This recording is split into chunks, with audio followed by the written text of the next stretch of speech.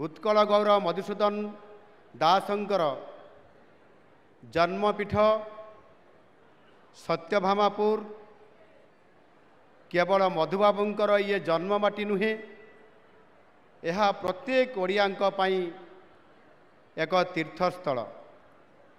आधुनिक भारत रे ओडिया भाषार उत्थान तथा स्वतंत्र ओडिशा प्रदेश गठनर पुरोधांकर जन्मस्थली होउछि एही पवित्र माटी। जो माटीर संतान सबु प्रतिकूल परिस्थिति सहित लड़ी आमको एक स्वतंत्र परिचय देले तांको मो सश्रद्ध प्रणिपात करुछि। आज दिनटी होउछि ओडिया अस्मितार दिवस, ओडिया स्वाभिमान दिवस। ओडिया अस्मिता और ओडिया स्वाभिमान को गुरुत्व देई ओडिशावासी गत 10 मास पूर्वरु जेतेबेले परिवर्तन आनिले एवं ताकू सम्मान देई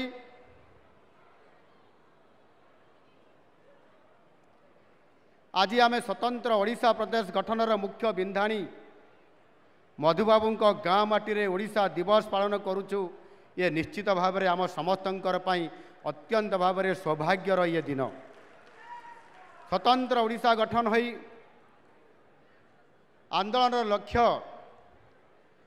केवल एथिरे स्वतंत्र ओडिशा प्रदेश केवल गठन करिवार नथिला, आउ गोटे मध्य प्रधान आमर लक्ष्य थिला अवक्षयमान ओडिशा भाषा और साहित्य को पुनर्जीवित करी घरे घरे ओडिशार प्रति घरे ताकू आदृत करैबा। तेणु ओडिशा प्रदेश गठन सहित ओडिया भाषा और सांस्कृतिक जागृति पाई सेतेबेले जो माने ओडिया लोकंकर पाई समान को एकाठी करिया पाई जागृत करिवा पाई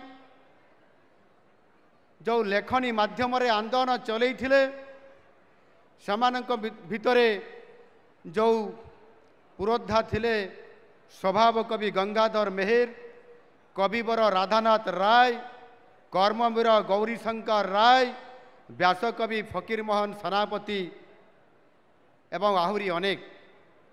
एपरिकी मधुबाबू ओडिया मानक अनुप्राणित करिया पाई सीए मध्य जेतेबेले समस्तंकर नेतृत्व नौथिले सीए मध्य नेतृत्व नेबा भितरे निजर लेखनी चालन को मध्य केबे हेले सीए बंद करू नथिले। सीए मध्य लेखुतिले एवं तांकर रचित जो शब्द माने पद्यर मु गोटे शब्द नेबा पाई चाहूची गोटे उठरे उठरे उत्कल संतान उठिबु तु केते दिने पूर्व गौरव पूर्व साहस पड़िब कि केबे मने। लक्ष लक्ष आंदोलनकारी को तांकर एही डाकरा बहुत उत्साहित करिथिला एवं समस्ते ओडिया लोकंकर पाई ओडिया लोकंकु एकाठी करिवा पाई ओडिया संस्कृति भाषा साहित्य को किबड़ी भाव पुनर्जीवित करिवा पाई समस्ते बाहरी पड़िथिले। मधुबाबूंकर डाकरे सारा ओडिया जाति एकत्रित हई एवं 99 वर्ष पूर्वे अर्थात आजिर दिन रे आमे स्वतंत्र भाषा भित्तिक राज्य आमे गठन करिछु। सारा भारत रे ओडिशा थिला प्रथम भाषा भित्तिक राज्य। महान भारत वर्ष रे राज्य गठन पाई ओडिशार संग्राम थिला अन्य समस्तंकर पाई एक मार्गदर्शक। एहा परे देशर अधिकांश राज्य जो भाषा भित्तिक राज्य गठन होइतिला ओडिशार नेतृत्व रे मधुबाबूंक नेतृत्व रे एवं समय आसिला सेही मधुबाबूंकर जो आदर्श एवं जो नेतृत्व ता अन्य राज्य पाई एक मार्गदर्शक एवं प्रेरणार उत्स होइकि रहिला।